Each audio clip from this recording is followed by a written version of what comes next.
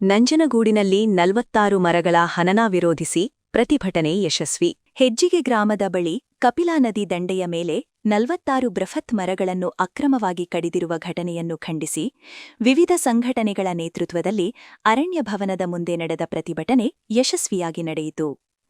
March 7, 2026ರಂದು ನಡೆದ ಈ ಅಕ್ರಮ ಮರಕಡಿಯ ಘಟನೆಗೆ 2 ವಾರಗಳಾದರೂ ತನಿಖೆಯಲ್ಲಿ ಯಾವುದೇ ಪ್ರಗತಿ ಕಾಣಿಸಿಲ್ಲ ಎಂದು ಪ್ರತಿಭಟನಾಕಾರರು ಆಕ್ರೋಶ ವ್ಯಕ್ತಪಡಿಸಿದರು.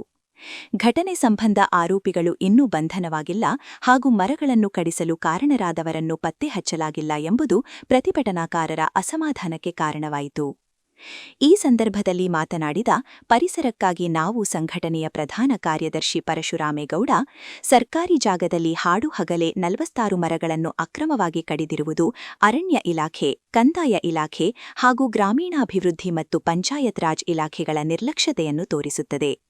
ಈ ಗಂಭೀರ ಪ್ರಕರಣವನ್ನು ತಕ್ಷಣ ವಿಶೇಷ ತನಿಖಾ ತಂಡಕ್ಕೆ ಒಪ್ಪಿಸಿ ತಪ್ಪಿತಸ್ಥರಿಗೆ ಕಠಿಣ ಶಿಕ್ಷೆ ವಿಧಿಸಬೇಕು ಎಂದು ಒತ್ತಾಯಿಸಿದರು. ಇದೇ ವೇಳೆ ಈ ಘಟನೆ ಮುಖ್ಯಮಂತ್ರಿಗಳ ತವರು ಜಿಲ್ಲೆ ಹಾಗೂ ಅವರೇ ಪ್ರತಿನಿಧಿಸುವ ವರುಣಾ ವಿಧಾನಸಭಾ ಕ್ಷೇತ್ರದ ವ್ಯಾಪ್ತಿಯಲ್ಲಿ ನಡೆದಿರುವುದರಿಂದ ಮುಖ್ಯಮಂತ್ರಿಗಳು ಸ್ವತಃ ಹಸ್ತಕ್ಷೇಪ ಮಾಡಿ ಆರೋಪಿಗಳ ವಿರುದ್ಧ ಕಠಿಣ ಕ್ರಮ ಕೈಗೊಳ್ಳಬೇಕು ಎಂದು ಆಗ್ರಹಿಸಿದರು. ಪ್ರತಿಭಟನೆಯ ಅಂತ್ಯದಲ್ಲಿ ಅರಣ್ಯ ಉಪಸಂರಕ್ಷಣಾಧಿಕಾರಿಗಳಿಗೆ ಮನವಿ ಪತ್ರ ಸಲ್ಲಿಸಲಾಯಿತು.